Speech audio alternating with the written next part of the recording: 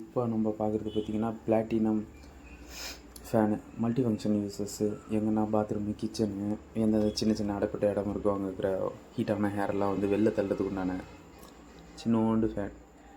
So unbox வந்து பாதி வந்து சிசரில் கட் பண்ணிட்டேன், மிச்சம் இது வந்து கையிலே வந்து பிக்க வேண்டியதாக இருக்குது. ஏன்னா ஒரு கையில் என் மொபைலில் இருக்குது, அதனால். நெக்ஸ்ட் என்ன ஃபேன் லைட் வெயிட்டாகவும் சின்னதாக வந்து ஆகுது. மைக்கா கவர் இருக்கிறதுனால என்னால் வெளியில் தூக்க முடியல. ஸோ இப்போ நான் அந்த இதை எடுத்துட்டேன். நெக்ஸ்ட்டு நான் உள்ளே பிரித்து பார்க்கலாம் எப்படி இருக்குன்னு. ஸோ பிளாக் கலரில் இருக்குது. நெக்ஸ்ட்டு மோட்டரும் வந்து சின்ன ஷேப் தான்.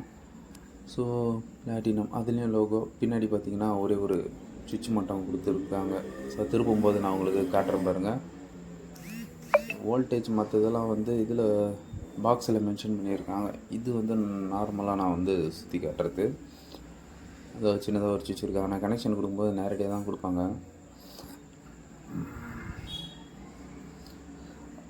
ஆர்பிஎம் வந்து எல்லாமே பாக்ஸில் தான் மென்ஷன் பண்ணியிருக்காங்க. ஸோ நான் அதை வந்து கொஞ்சம் பொறுமையாக தான் காட்டுற மாதிரி இருக்கும்னு நினைக்கிறேன். உள்ள என்ன இருக்குது, வாரண்ட்டி கார்டு வந்து கொடுத்துருக்காங்க. ஸோ வாரண்ட்டி கார்டை எடுத்து இப்போ நம்ம பார்க்கலாம்.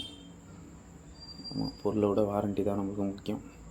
ஸோ இந்த கார்டு இருந்துச்சு, நாங்கள் ரிட்டன் அதே சர்வீஸ் சென்டரில் போனால் வச்சுக்கோங்க, மேட் இன் இண்டியாப்பா இந்த ப்ராடக்ட்டு. ஸோ வேறு என்ன மென்ஷன் பார்ப்போம். உள்ள வேறு எதுவும் இல்லை.